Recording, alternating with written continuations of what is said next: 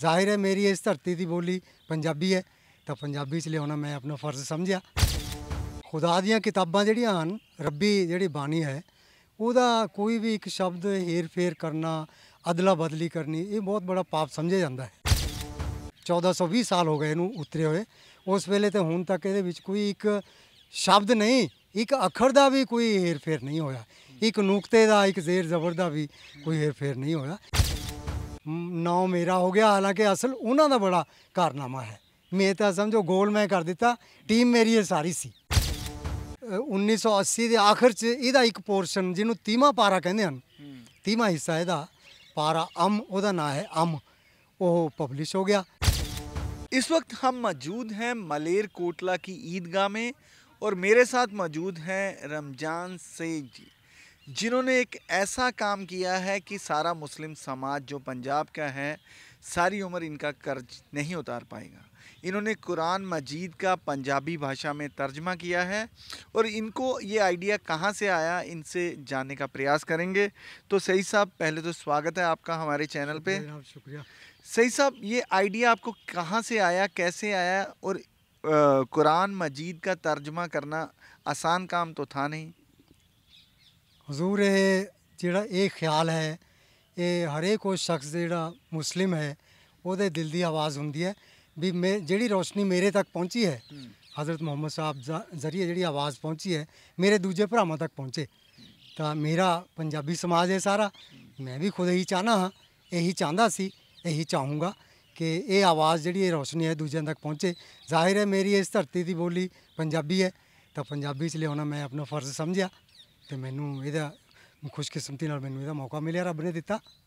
ਖੁਸ਼ਕਿਸਮਤੀ ਨਾਲ ਤੁਹਾਨੂੰ ਮੌਕਾ ਮਿਲਿਆ ਤੇ जो कुरान पाक है तो बहुत उसके प्रति कुछ नियम हैं कि उसका एक भी शब्द इधर से उधर नहीं हो सकता। तो कैसे आपने इन सब को टैकल किया, पंजाबी भाषा की व्याकरण को कैसे हैंडल किया? तो कितने पन्ने हैं जो अभी आपने जो कुरान पाक का तर्जमा किया है? ਤੁਸੀਂ ਸਹੀ ਕਿਹਾ ਹੈ, ਕੁਰਾਨ ਮਜੀਦ ਖੁਦਾ ਦੀ ਕਿਤਾਬ ਹੈ। ਖੁਦਾ ਦੀਆਂ ਕਿਤਾਬਾਂ ਜਿਹੜੀਆਂ ਹਨ, ਰੱਬੀ ਜਿਹੜੀ ਬਾਣੀ ਹੈ, ਉਹਦਾ ਕੋਈ ਵੀ ਇੱਕ ਸ਼ਬਦ ਹੇਰ ਫੇਰ ਕਰਨਾ, ਅਦਲਾ ਬਦਲੀ ਕਰਨੀ, ਇਹ ਬਹੁਤ ਬੜਾ ਪਾਪ ਸਮਝਿਆ ਜਾਂਦਾ ਹੈ। ਇਹ ਇਨਸਾਨ ਦੀ ਬਹੁਤ ਬੜੀ ਬੁਰਾਈ ਮੰਨੀ ਜਾਂਦੀ ਹੈ ਵੀ ਉਹਦੇ 'ਚ ਕੋਈ ਇਸ ਤਰ੍ਹਾਂ ਕਰੇ। ਤਾਂ ਕੁਰਾਨ ਮਜੀਦ ਵੀ ਖਾਸ ਤੌਰ ਪਰ ਕੁਰਾਨ ਦਾ ਇਤਿਹਾਸ ਹੈ ਵੀ ਇਸ 1420 ਸਾਲ ਹੋ ਗਏ ਇਹਨੂੰ ਉਤਰੇ ਹੋਏ। ਉਸ ਵੇਲੇ ਤੇ ਹੁਣ ਤੱਕ ਇਹਦੇ ਵਿੱਚ ਕੋਈ ਇੱਕ ਸ਼ਬਦ ਨਹੀਂ, ਇੱਕ ਅੱਖਰ ਦਾ ਵੀ ਕੋਈ ਹੇਰ ਫੇਰ ਨਹੀਂ ਹੋਇਆ, ਇੱਕ ਨੁਕਤੇ ਦਾ, ਇੱਕ ਜ਼ੇਰ ਜ਼ਬਰ ਦਾ ਵੀ ਕੋਈ ਹੇਰ ਫੇਰ ਨਹੀਂ ਹੋਇਆ। ਇਹਨੂੰ ਪੰਜਾਬੀ ਭਾਸ਼ਾ 'ਚ ਲਿਆਉਣਾ ਉਸ ਪੱਖੋਂ ਆਸਾਨ ਹੈ ਵੀ ਜਿਹੜਾ ਇਹਦਾ ਮੂਲ ਪਾਠ ਹੈ ਉਹਦੇ 'ਚ ਤਾਂ ਕੋਈ ਅਦਲਾ ਬਦਲੀ ਨਹੀਂ ਹੋ ਸਕਦੀ। ਜਿਹੜਾ ਇਹਦਾ ਅਨੁਵਾਦ ਹੈ, ਇਹਦਾ ਤਰਜਮਾ ਹੈ, ਉਹਦੇ 'ਚ ਵੀ ਡਰ ਹੁੰਦਾ ਵੀ ਕੋਈ ਐਸੀ ਗੱਲ, ਕੋਈ ਉਹ ਸੈਂਸ ਦੇ ਲਿਹਾਜ਼ ਨਾਲ ਕੋਈ ਐਸੀ ਸੈਂਟੈਂਸ ਨਾ ਆਵੇ ਜਿਹਦਾ ਕੋਈ ਰੁੱਖ ਠੀਕ ਨਾ ਨਿਕਲਦਾ ਹੋਵੇ।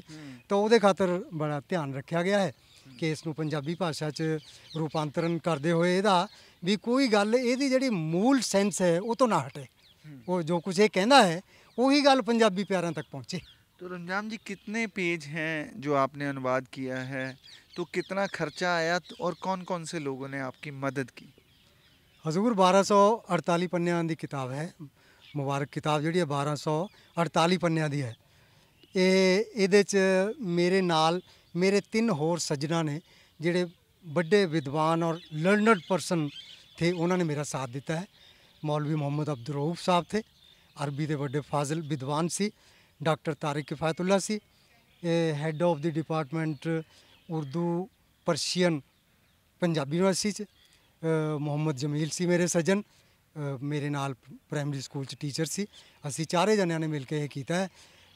चंगे भागी आए देखो कि नाम मेरा हो गया, हालांकि असल उन्हों का बड़ा कारनामा है।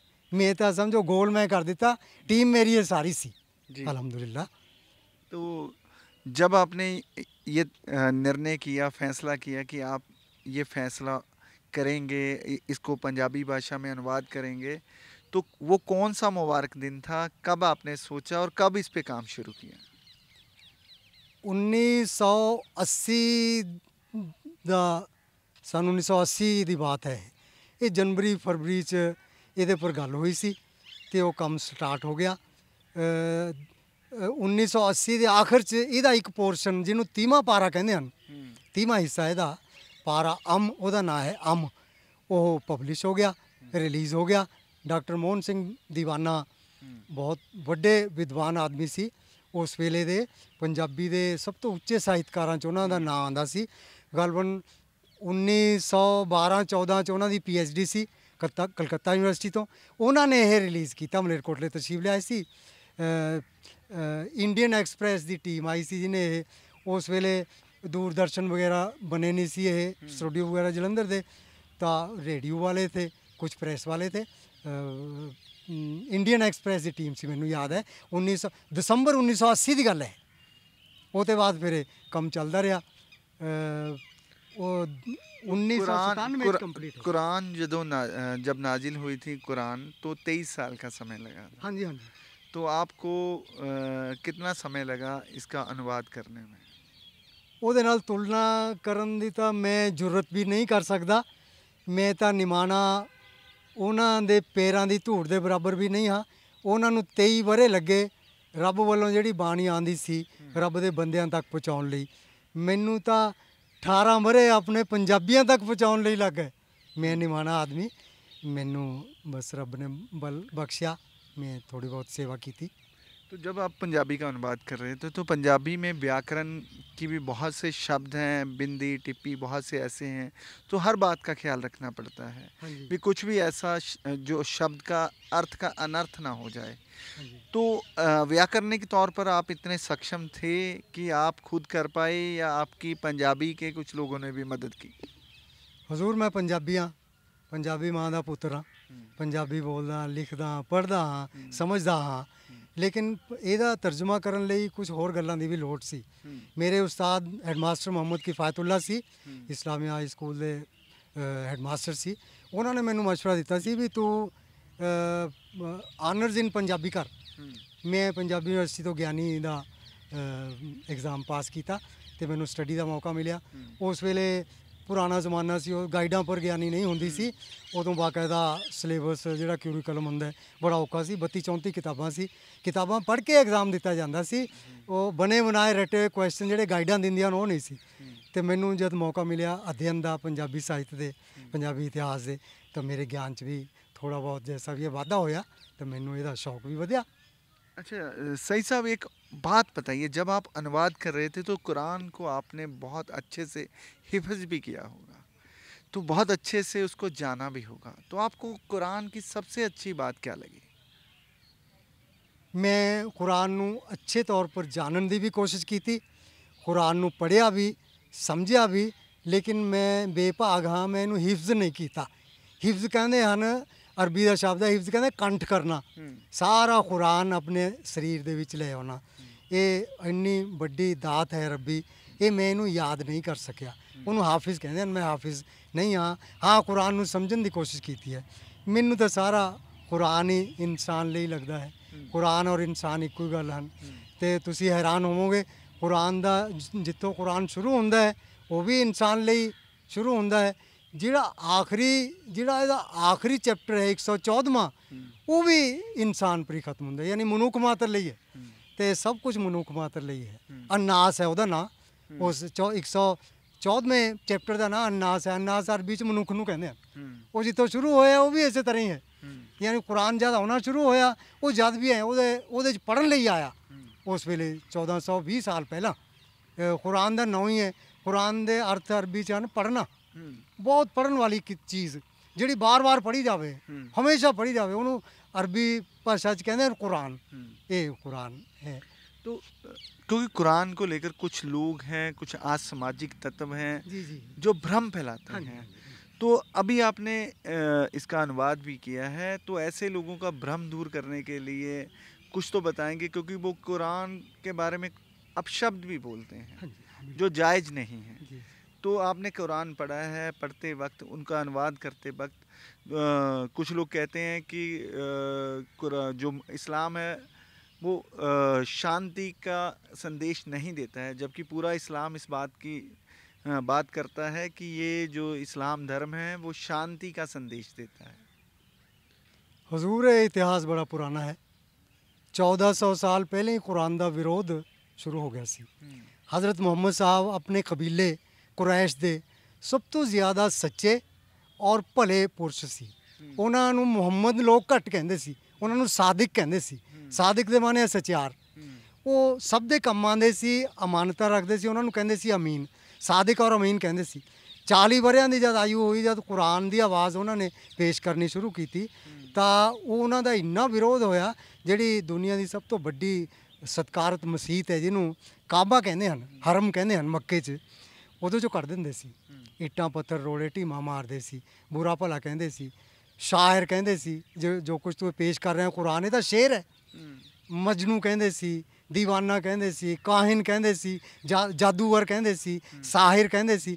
ਇਹ ਇਤਿਹਾਸ ਹੈ ਪੁਰਾਣਾ ਕੁਰਾਨ ਦੇ ਵਿਰੋਧ ਦਾ। ਇਹ 14 ਸਦੀਆਂ 'ਚ ਥਾਵਾਂ ਥਾਵਾਂ ਪਰ ਵੱਖ-ਵੱਖ ਦੇਸ਼ਾਂ 'ਚ, ਬਰੇ ਆਜ਼ਮਾਂ 'ਚ, ਮਹਾਦੀਪਾਂ 'ਚ ਹੁੰਦਾ ਰਿਹਾ ਹੈ। ਅਮਰੀਕਾ ਯੂਰਪ 'ਚ ਵੀ ਹੋ ਰਿਹਾ ਹੈ। ਬੜੇ ਬਦਕਿਸਮਤੀ ਹੈ ਵੀ ਮੇਰੇ ਭਾਰਤ 'ਚ ਵੀ ਹੋ ਰਿਹਾ ਹੈ। ਅਤੇ ਇਹ ਆਉਂਦੀਆਂ ਜਾਂਦੀਆਂ ਚੀਜ਼ਾਂ ਹਨ। ਸੂਰਜ ਦੇ ਸਾਹਮਣੇ, ਚੰਦ ਦੇ ਸਾਹਮਣੇ ਬੱਦਲ ਆ ਜਾਂਦੇ ਹਨ, ਇਹ ਥੋੜ੍ਹੀ ਦੇਰ ਬਾਅਦ ਚਲੇ ਜਾਂਦੇ ਹਨ ਔਰ ਰੋਸ਼ਨੀ ਹਮੇਸ਼ਾ ਕਾਇਮ ਰਹਿੰਦੀ ਹੈ। अच्छा सादिक साहब, सईद साहब, सॉरी सईद साहब, कितने पैसे खर्च आए इस पे? आर्थिक तौर पर आपकी किस किस ने मदद की और कितने एडिशन आ चुके हैं अभी तक? ਹਜ਼ੂਰ ਇਹ ਮੈਂ ਨਹੀਂ ਪਬਲਿਸ਼ ਕੀਤਾ, ਇਹਦੀ ਪ੍ਰਕਾਸ਼ਨਾ ਪੰਜਾਬੀ ਇਸਲਾਮਿਕ ਪਬਲੀਕੇਸ਼ਨਸ ਟਰਸਟ ਨੇ ਕੀਤੀ ਹੈ। ਸ਼ਹਿਰ ਦੇ ਕੁਝ ਸੰਜੀਦਾ ਤੇ ਕੁਝ ਭਲੇ ਪੁਰਸ਼ ਜਮ੍ਹਾਂ ਹੋ ਕੇ ਵੀ ਇਹਦੀ ਪ੍ਰਕਾਸ਼ਨਾ ਦਾ ਕੰਮ ਕੀਤਾ ਜਾਵੇ। ਉਹਨਾਂ ਨੇ ਇੱਕ ਮੁਹਿੰਮ ਚਲਾਈ। ਉਹਨਾਂ ਨੇ ਤੈਅ ਕਰ ਲਿਆ ਵੀ ਪੰਜਾਬ ਤੋਂ ਬਾਹਰ ਪੈਰ ਨਹੀਂ ਧਰਨਾ। ਜਿਹੜੇ ਵੈਲਵਿਸ਼ਰ ਹਨ, ਜਿਹੜੇ ਇਹਦੇ ਨਾਲ ਸਹਿਮਤ ਹਨ ਵੀ ਇਹ ਨੂਰ, ਇਹ ਰੌਸ਼ਨੀ ਦੂਜਿਆਂ ਤੱਕ ਪਹੁੰਚੇ, ਉਹਨਾਂ ਦੇ ਬੂਹੇ ਖੜਕਾਉਣੇ ਹਨ। ਕੱਲੇ ਕੱਲੇ ਘਰ ਜਾ ਕੇ ਇਹਦੇ 'ਚ ਇਹ ਸਾਰੀ ਜਨਤਾ ਨੇ ਕੀਤਾ ਹੈ, ਖਾਸ ਕਰਕੇ ਮਲੇਰਕੋਟਲੇ ਦੀ, ਬਾਕੀ ਸਾਰੇ ਪੰਜਾਬ ਦੀ। ਇਹਦੇ 'ਚ ਕੋਈ ਮੁਸਲਿਮ, ਹਿੰਦੂ, ਸਿੱਖ, ਦਲਿਤ, ਕ੍ਰਿਸਚਨ ਭਰਾ, ਇਹਨਾਂ ਦਾ ਕੋਈ ਇਮਤਿਆਜ਼ ਨਹੀਂ ਰਿਹਾ। ਸਭ ਨੇ ਰਲ ਕੇ ਕੀਤਾ ਹੈ। ਮੈਨੂੰ ਪੱਕੇ ਤਾਂ ਆંકੜੇ ਯਾਦ ਨਹੀਂ ਹਨ। ਮੈਨੂੰ ਲੱਗਦਾ ਹੈ ਵੀ ਸ਼ਾਇਦ 2, ਸਵਾ 2, 2.5 ਲੱਖ ਰੁਪਈਆ ਉਸ ਵੇਲੇ 98 'ਚ ਇਹਦੇ ਪਰ ਖਰਚ ਹੋ ਗਿਆ ਸੀ। ਹਾਂਜੀ ਹਾਂਜੀ, ਇਹ ਸਭ ਜਨਤਾ ਨੇ ਰਲ ਕੇ ਲੋਕਾਂ ਨੇ ਕੀਤਾ। तो कितने अंक आप इसके पब्लिश कर चुके हैं? ਇਹ ਕੰਪਲੀਟ ਪਬਲਿਸ਼ ਹੋ ਗਿਆ ਜਨਾਬ।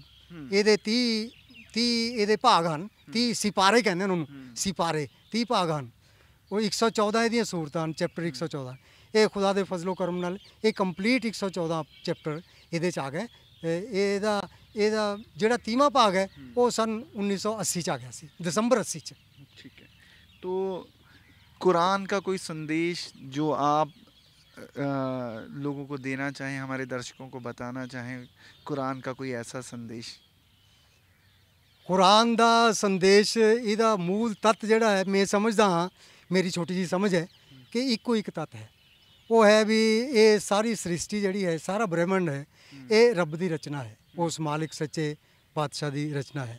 ਬੰਦਾ ਉਹਦਾ ਬਣ ਕੇ ਰਹੇ, ਉਹਦੇ ਬੰਦਿਆਂ ਨਾਲ ਪਿਆਰ ਕਰੇ, ਉਹਦੀ ਆਗਿਆ ਮੰਨੇ। ਸਭ ਤੋਂ ਵੱਡਾ ਹੈ ਜਿਹੜਾ ਜਿਸ ਨੇ ਪੈਦਾ ਕੀਤਾ ਹੈ ਉਹਦਾ ਬਣ ਕੇ ਰਹੇ, ਉਹਦੀ ਬੰਦਗੀ ਕਰੇ, ਦੂਜਿਆਂ ਦੇ ਅੱਗੇ ਨਾ ਸਿਰ ਝੁਕਾਵੇ, ਨਾ ਦੂਜਿਆਂ ਦਾ ਹੁਕਮ ਮੰਨੇ। ਆਪਣੇ ਵਰਗੇ ਜਿਹੜੇ ਬੰਦੇ ਹਨ ਉਹਨਾਂ ਦੇ ਨਾਲ ਮੁਹੱਬਤ ਨਾਲ ਪੇਸ਼ ਆਵੇ, ਉਹਨਾਂ ਦੀਆਂ ਸਮੱਸਿਆਵਾਂ ਹੱਲ ਕਰੇ। ਇਹ ਮੇਰਾ ਖਿਆਲ ਹੈ। ਮੈਂ ਸਮਝਦਾ ਹਾਂ ਕਿ ਮੂਲ ਇਹਦਾ ਜਿਹੜਾ ਤੱਤ ਹੈ, ਇਹਦਾ ਸੰਦੇਸ਼ ਇਹੀ ਹੈ ਵੀ ਜਿਸ ਮਾलिक ने पैदा ਕੀਤਾ है ਉਹਦੇ ਬਣ ਕੇ ਰਹੀਏ। जी, ये थे रमज़ान सईद जी, जिन्होंने पंजाबी भाषा में कुरान पाक का तर्जमा किया है और बहुत मेहनत की है। लगभग 17 साल लगे इनको ये मुकाम सर करने में। और इन्होंने कहा है कि जो कुरान का मूल मंत्र है, मूल संदेश है, वो ये है कि हमें एक ईश्वर की उपासना करनी है। जो उसने संदेश दिया है आपसी भाईचारे का, उसका पालन करना है और हमने एक भगवान की पूजा करनी है, आपस में भाईचारे से रहना है। तो दर्शकों, समय हो गया हमें इजाज़त लेने का। मुझे और रमज़ान सईद जी को दीजिए इजाज़त। नमस्कार। शुक्रिया जनाब।